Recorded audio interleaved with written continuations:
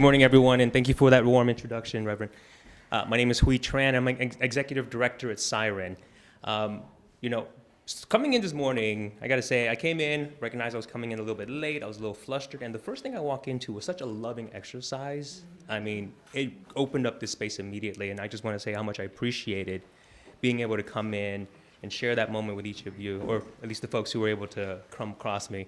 And thank you to Reverend also for pulling me into the circle, because I was just going to sit outside and watch. But it's also good here to see some familiar faces. Eladio and Guillermo, I've met them in my role as AD of Siren, and it is always so inspiring to see people who've gone through so much have that courage to stand and share, right? Because for the kind of stories that they share, it is very easy for people to judge them immediately, all right? I mean, when you hear that they actually, and they come out and say, I did it, I committed these crimes, I served my time. Right there, a lot of people will full stop and stop listening. Right? And that makes it hard to be able to come and you lean on that as a source of power. But they do it time and time again. And these are the stories that we actually do believe we have to uplift. Because the reality is that people are not perfect. Right? I came into Siren actually as an attorney. I was a workers' rights attorney before I came into Siren. Thank you for hopping that over. I've been doing organizing for a very long time. I was a student organizer at San Jose State University, fighting the budget cuts and opposing the war in Iraq. After graduating from college, I became a union organizer, joining Unite Here to organize hotel workers in Mississippi, in Washington, D.C., and here in California. After spending some years as a union organizer, I did community organizing, and then I went to law school where I focused on social justice and workers' rights. And then after graduating, I co-founded a law firm called Justice at Work Law Group, and continued to do a lot of organizing specifically within the Vietnamese community, where we did a lot of work organizing youth through Vietnamese student associations, and then later on through an organization called the Vietnamese American Roundtable. Now, I share all of this, though, to also highlight one additional point. I am not a perfect person. I have a misdemeanor conviction on my own record as well. Right? And when we hear stories like Guillermo and Eladio, that full stop moment where they say, you know what, I did it, I served my time, and people will judge. The reality, though, is that a lot of us have our flaws. And if we actually just look at the numbers piece, I mean, setting aside the humanity and the idea that we should believe in forgiveness and in second chances, if we actually just look at the numbers, immigrants actually commit a lot less crimes than natural-born citizens, right? And some people just won't believe that narrative, but I also have to remind folks that, look, a lot of the people that you see coming to the southern border in the past decade, a lot of these folks have walked thousands of miles to get to there because they are in search of security, opportunity, safety. So why would somebody walk 3,000 miles, excuse me, to steal a car? Right? Why would somebody cross thousands of miles of ocean just to try to get into fights or to join a gang? Oftentimes, people take on these actions because of the circumstances that they are in. And our failure to recognize that is our failure to acknowledge our own humanity. Right. If we can, the next slide. So, growing up, my faith, I am Buddhist. My family is Buddhist. But I have actually spent a lot of time just exploring faith. It's been so different sources of inspiration for me. I've got to learn a lot. As a younger person, for some reason I decided it'd be interesting to read the Old Testament. So I read the Old Testament, right? I know, don't worry. You know what? I tell that story because people laugh, right? And it's a great source of inspiration, great source of stories. I mean, some of it's a little bit harder to understand, but I got through it. Later on in life, I read the Quran, right? I also learned a lot as a youth going through different religious institutions. I actually went to Vietnamese language school at St. Paul's Church in San Pablo. In high school, I liked to sing, and I got to like to know people, so I was part of the First Human Baptist Church, right, where I was part of the choir. And it was just because there was a sense of community in faith. And that's also where I see the power. Right? There is a lot of power when you have motivated by visions of things that are larger than yourself. And I've always been drawn to that. And so there is a lot of power in faith. Each of you in your roles, each of you in your own lives, carry the ability to do so much, in part because your mission is clear to you, in part because other people trust you, in part because people follow you. And I'm hoping that is the kind of power that we can leverage here today. Thank you.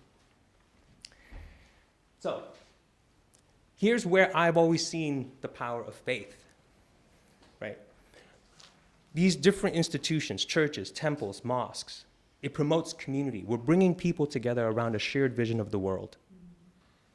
In bringing folks together, you build trust, you build relationships, and there are bonds that are built through faith.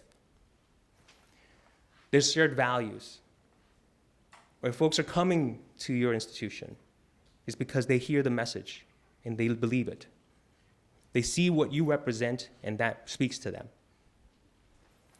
Your clear vision.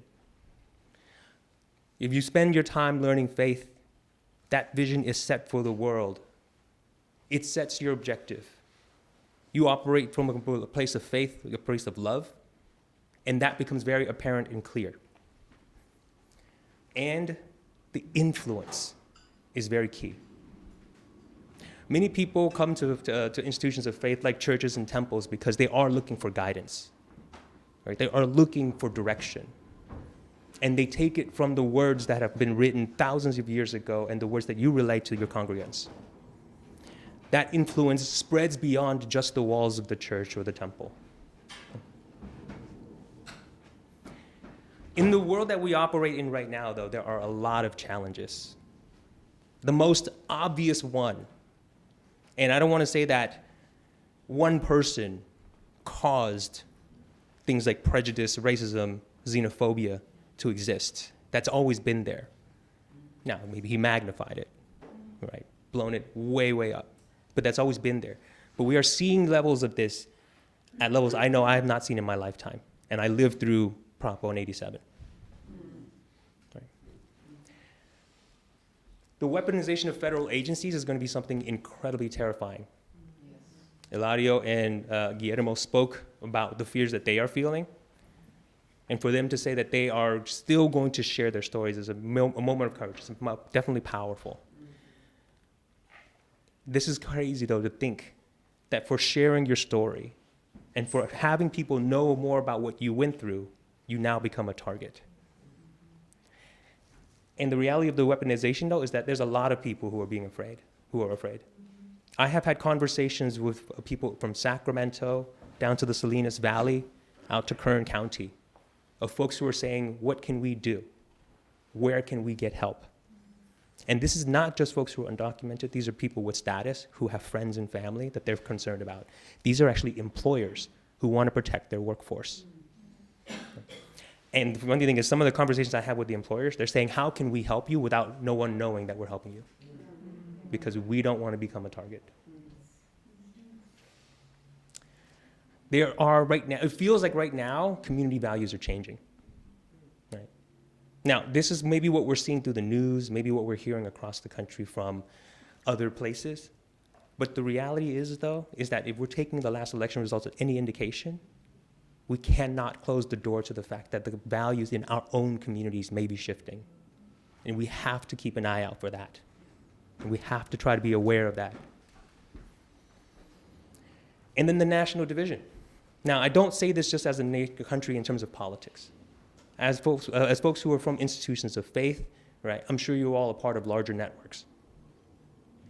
That national division is going to play out, not just in the news, but perhaps in your own networks. We're going to see that, and that is going to be something that creates challenge.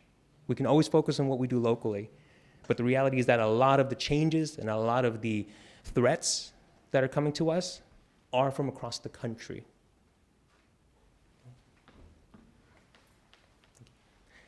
So I want to focus on what you can do.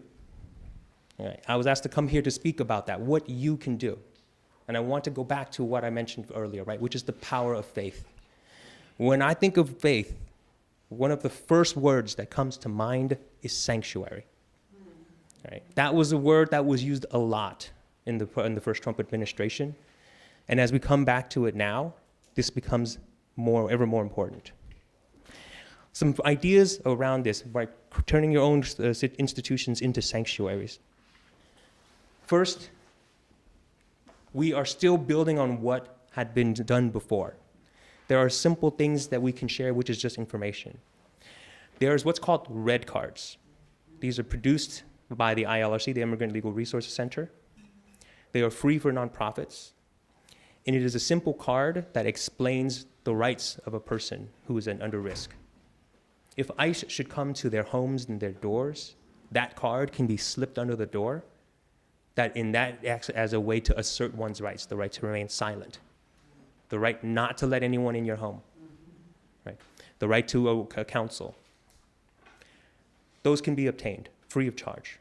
Have them in your homes, your businesses, have them in your purses, your wallets, your car. Have them at your places of work, in your church, temples, mosques, so that if folks come to you to look for sanctuary, you have that little card that helps them, can carry it around with them, use it at home if they ever come to encounters with ICE. Fight for sanctuary policies. Now, here in California, sanctuary policies was something that was pushed a lot. A lot of local jurisdictions were afraid of losing federal funding, though. So the reality is that not every jurisdiction is a sanctuary city, right? City of San Mateo, County of San Mateo, right? I can't tell you I actually know the list. So I don't tell you if City of San Mateo or County of San Mateo have passed these policies. But we know that the state of California has. That doesn't mean you can't do something locally.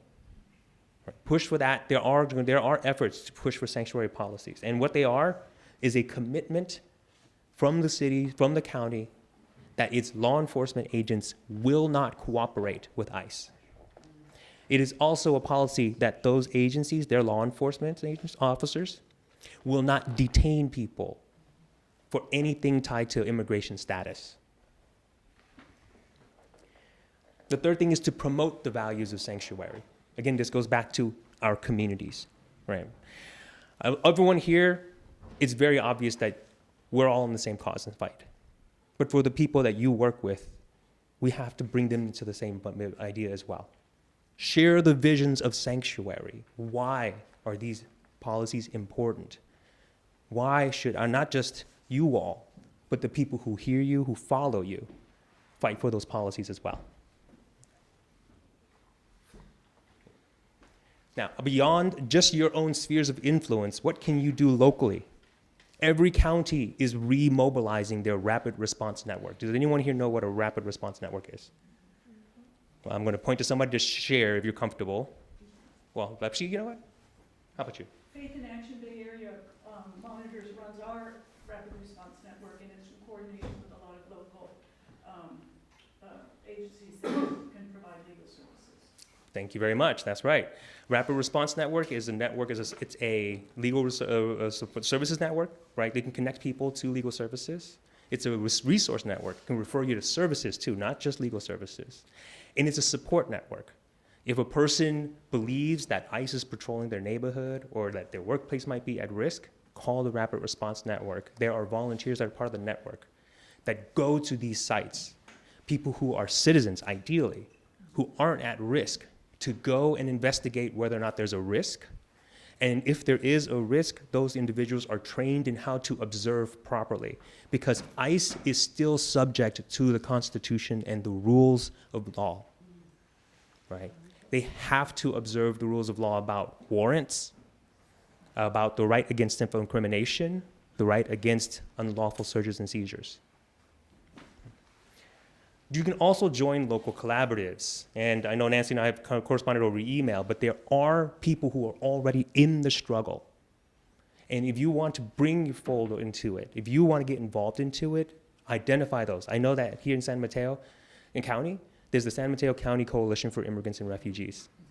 Right? Faith in Action is a huge network, and they're part of PICO, which is a statewide network for institutions of faith. And then what you've already done is uplift the stories of immigrants. And it is great that we actually highlight the stories of folks like Guillermo and Eladio, because there is this narrative of the good versus the bad immigrant, which belies the simple fact that people are people, and we are imperfect. Now, statewide, this is going to be important for us. California was and is still going to be a powerful bulwark against what's to come. To get that going, though, to continue that, we have to keep the pressure on our elected officials to maintain the strong defensive policies that we have in place, but to also take the actions that will challenge the inhumane policies that are to come. Getting information is very critical. Hop on the email lists where you can get information, because that is how a lot of places, how a lot of organizations and coalitions share information. It's not just email lists, but it's also social media. I don't know, not everyone is a big fan of social media. I try to minimize my use, right? But it's a tool, and it's a powerful one. Engage with the elected officials is going to be very key, right? Get to know your state assembly member, your state senator. Connect with them, introduce yourselves, and when there are actions, join the conversation. Many elected officials are going to be allies, some may not, but regardless of their stance, they have to hear from you. Why? Because they have to get your vote. Right? This is also important for people who are citizens, because there are a lot of folks right now who are going to be scared, and they're going to rely on folks who have status and aren't at risk to speak for them. And the last one is definitely go to Sacramento. Eladio, Guillermo both mentioned the December 2nd action. I actually emailed that over to Reverend as well, to Reverend Nixon as well, so that they can be shared. That's, there are an attempt to get a bus going to Sacramento and be there. We want to mobilize to show that California is not walking away from the fight. And what's happening in Sacramento on December 2nd is a statewide call to action. There will be people there from the Central Valley. There will be people there from Southern California. It's because we're trying to show up in force. And why is December 2nd a special day? That is the first day of the special legislative session being called by Governor Newsom to talk about what the state is going to do to protect our communities at risk.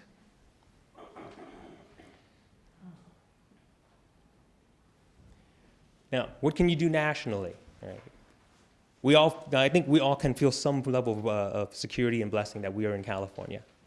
A lot of the struggles and the conditions that are much worse are happening across the country.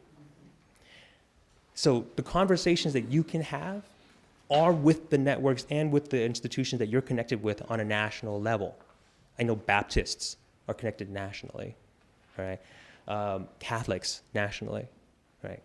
These are the kind of conversations that we have to push. They're not going to be easy. I want to be very upfront about that. These are not easy conversations, but they have to be had. Engage Congress. Just like I mentioned that you want to talk to your state assembly member and state senator, we have congressional representatives here. We have congressional representatives, and we want to make sure that the Bay Area stays a powerful, strong force to stand against these draconian, inhumane policies to come. We'll say the next 2 years, these aren't going to be winning fights. But for our elected officials in Congress to be able to stand firm, they need to know that we have their backs. Be part of the national efforts, because there are a lot of things that are happening otherwise, right? This morning, NPR reported that in Texas, the land commissioner is offering land to the federal government to build new detention centers, right? And if there are folks out there who are mobilizing, donate, right? Spread that message. And the one thing I actually want to tap into is just to explore the other areas. Now, you heard about the pilgrimage, right? Part of what makes the pilgrimage special is that when you go from site to site, you learn a lot more about the detention centers and you connect with those communities. That pilgrimage ends at the border so that you can see for yourselves what the conditions are. You can see the faces of those who sit on the other side waiting for an opportunity to come, waiting to reconnect with their families. There are other places that you can visit as well. I actually remember back in 2016 when Trump was first elected and the Standing Rock Sioux tribe were fighting for the rights to protect their lands from oil construction. I went there. I joined with a group of folks, a state assembly member who had just, Ashkawa, who had just won his seat, wanted to pull his team there. And to be frank with you, I went because the world was upside down. I mean, that November, I also decided I was gonna run a 3K, and I hate running.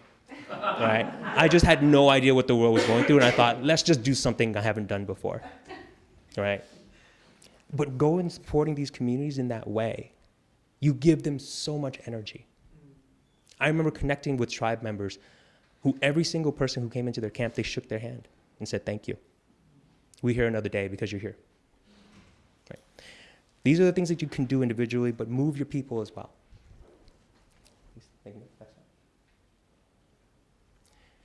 Now, we all remember what the first administration was like. All right. I think it's been a very important part of our message that as you go into your work, as you are committing to the cause, you take care of yourself. I can tell you when I got involved in 2016, these grays weren't here, right? I can also say back in 2016 to now, I'm pretty sure I'm the same age around a lot of you, maybe just a little bit older. These guys look way healthier than me, like way healthier than me, right? Got to take care of yourselves because it can make 4 years feel like a long time. Some tips, right? Focus on what you can do. Don't get lost in every little thing, right? The news comes out today and it's just with cabinet picks and you think, oh my God, I have to protect our schools. We've got to protect our agriculture. We've got to protect our national parks. We've got to protect our communities. Don't get lost in all of it. Focus on what you can do, right? Know when to lead and when to follow. There are folks who listen to you. Leverage that. But in times when you feel like I don't know what to do, there are other people who are still in the struggle, right? It is okay to lean on that. And also, there are times when it makes sense and it's appropriate for you to step back. In the immigrants' rights movement, we are very intentional about elevating and uplifting immigrants and refugees, right? We want to create that pipeline for folks who can find power in their voice and mobilize people as well.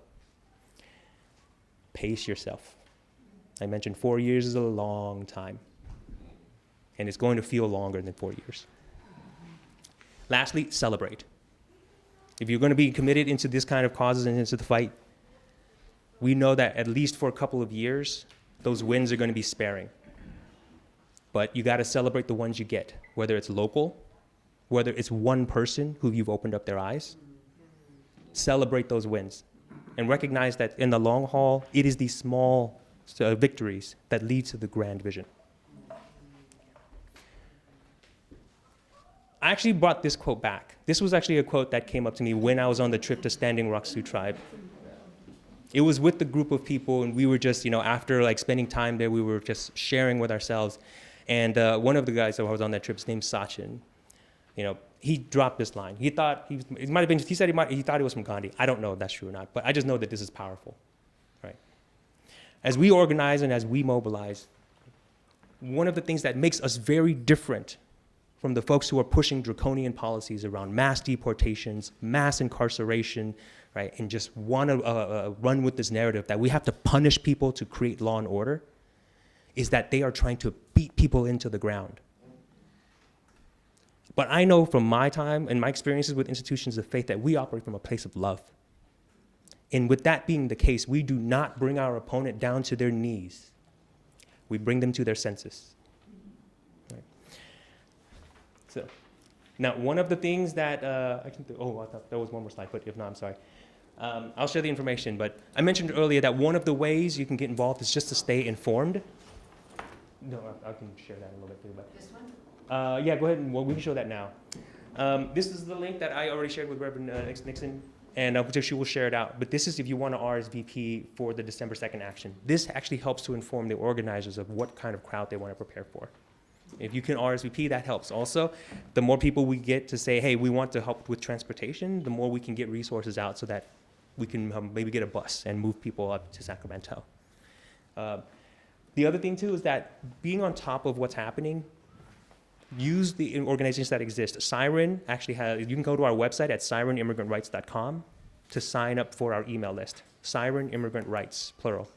.org, not .com. Go to .org and sign up for our email list. We share a lot of information that way. Social media is a much faster way to go. So if you're a fan of Facebook, you can catch us at Siren Immigrant Rights. On Instagram, Siren Immigrant Rights. Right. And just follow. We post information about the actions, including what's happening on December 2nd. Also, keep in mind that in the future, there will be additional events as well. I know that one other event that the three of us, me, Eladio, Guillermo, have participated in before is the Caminata.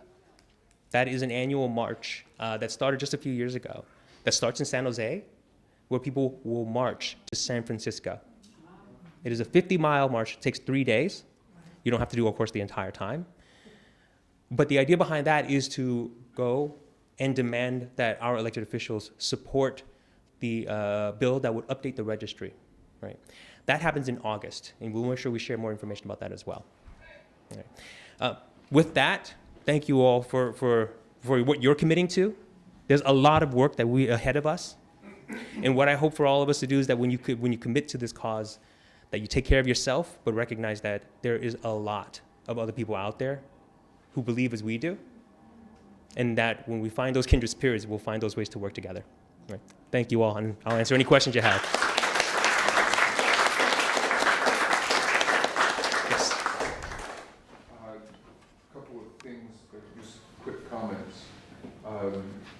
I serve on the Municipal Advisory Council, and we got some flyers from the county, Know Your Rights, and I brought a couple of them and put them on the table. There's not enough to give to everybody, but you might want to take a picture of it. County put their header on it, but it's really written by Faith in Action Bay Area. And the second thing is, so far as I can remember, the County Board of Supervisors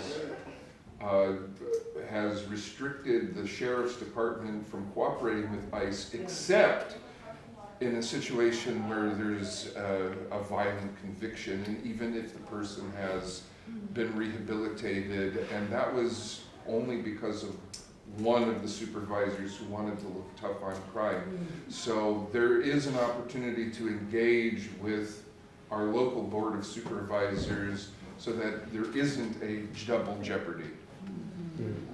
They did pass a strong ordinance 4-1, so they don't cooperate even if there was a prior conviction for murder, rape, or child That was molestation. November 22, we were all Yeah. involved. Yeah, thank you. Yeah. Which enough, to be honest with you, I think we're trying to make sure that the San Jose policy is as strong because San Jose passed a policy before Trump that actually said that San Jose PD would not target anyone based on immigration status, that they would not arrest.